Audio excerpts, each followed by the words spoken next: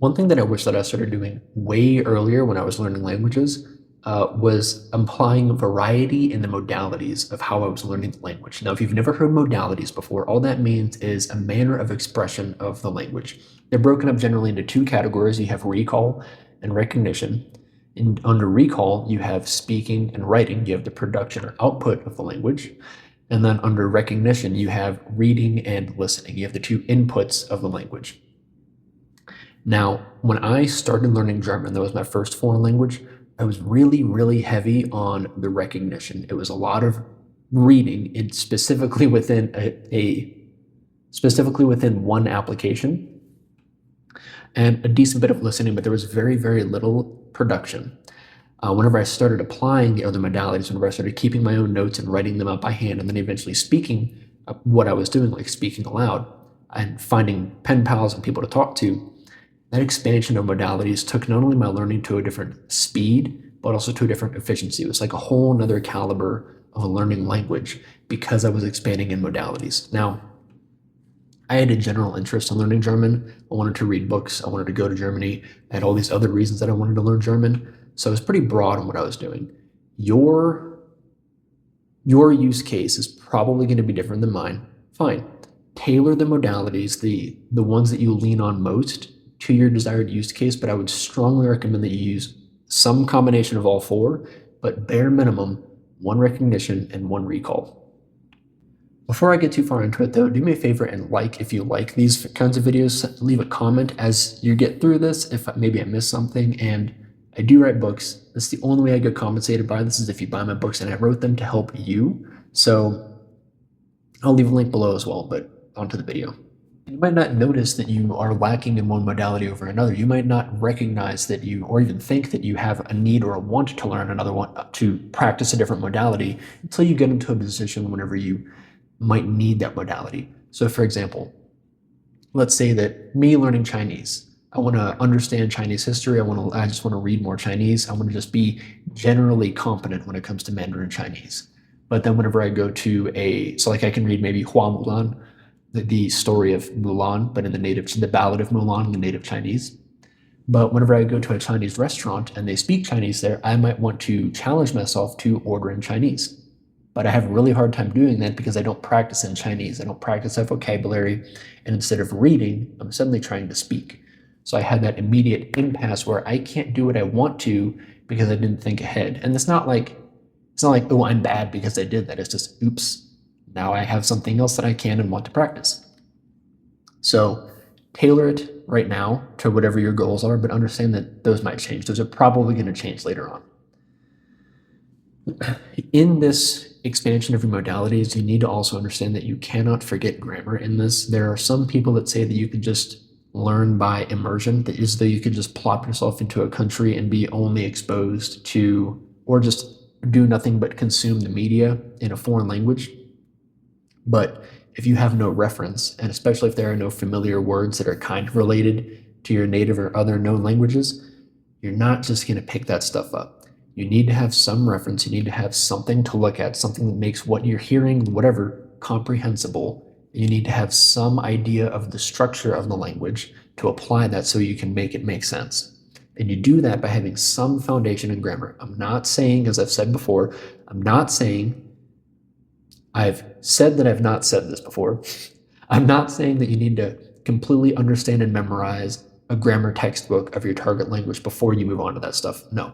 What I'm saying is, as you're expanding your modalities and you come to something really as you would in any modality, whenever you come to something in your target language that you're having a hard time with, especially if it's grammatical, if it's a sentence structure, if it's a way that adjectives change, if it's a case system like in Russian or in German, for example, take some time, break it up, compartmentalize the problem that you're having then, and then make problems, and find things that demand that you, or make them yourself, that demand that you practice that thing that's confusing you so you can learn it in a context that you care about in your own ways, in the ways that mean the most to you too.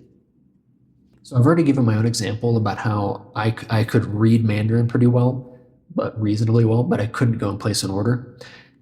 But there are other reasons why you might want to expand your modalities, to expand your general understanding of a language. Let's say that you're going to visit a foreign country and you go to a museum or you go to one of the landmarks there and you want to understand more about whatever it is that you found in the native tongue, be it a good exercise, a good practice of your language, something that interests you, but you'll also probably find that the expression in the native tongue is different than whatever it would be translated into. And I found this in a wide variety of different things, whether it's literary works, whether it's news articles, whether it's recipes and explanations of physical exercises or something. The words that they choose to translate into are very often going to convey a different meaning just because they have different words that carry different connotations in the native language, or because of human error and things being lost in translation, or as I've also found, things being purposefully omitted or altered to carry a different narrative into different international target audiences. So there are a wide variety of reasons why you might want to understand more in a different modality of your target language.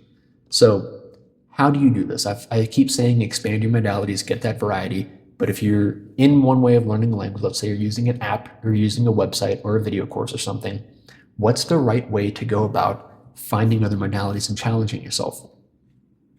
You could, let's say you're listening to a video course, you found a video on YouTube that you really want to understand. Read the subtitles of that. It's probably auto-captioned. There's probably reliable subtitles, and especially on YouTube, they can probably automatically generate captions translated into your language. So listen to the target language and read the translation into your into a known language. Take notes on those things. So you're already getting the two forms of recognition. You're getting listening and reading. Go ahead and write those out. Produce the language. Write it out in a notebook. Write it out on a piece of paper. And then later on, read those things aloud to you. And this goes right into one thing I was going to say next is make your own material. You can very easily make your own material in manners like that. You don't always have to make your own material, but you can do all that, speak it, record yourself speaking it, and then listen to it back later on so you can refine your own, you can catch your own errors, and then kind of refine that independently before, if you're concerned about it, making these mistakes in front of other people.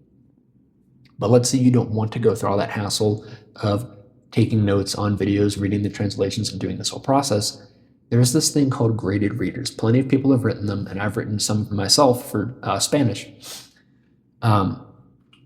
Graded readers are a wonderful resource that is tailored to specific levels of learners, typically geared towards higher beginners and lower intermediate students.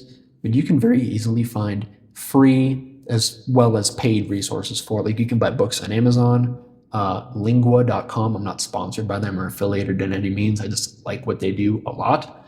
I'll leave a link to them down below. But you can very easily find grade-specific, category-specific, modality-specific in whatever target concept that you want. You can find that stuff pretty easily on the internet. Go to Wikipedia, for example, and pick the target language. There might be an easy version of the Wikipedia articles, like there's at least for English, and then just read about things that you are genuinely interested in. As I've said before, and as I've written in my books and plenty of other places too, you need to care. If you don't care about what you're learning, you're just not going to care about it. So you can't forget grammar. You need to expand your modalities, but maybe above all, you need to make this thing personal. You need to actually have you need to have a personal investment in what you're learning in this language to really make it stick. Now, I hope that some of this has been helpful to you. I hope this explanation has been helpful to you. If it has been, like and comment and all that. If I missed something or there's something that you've done that's been helpful, also leave a comment down below. And again, I have written books. I'll leave a link down below. That's the one way that I get compensated by this stuff is if you buy my books, yes, I do get money, but I wrote them for you and to help you. So comment and all that. Thank you again, especially if you've made it this far, and I hope that you'll be there for the next one.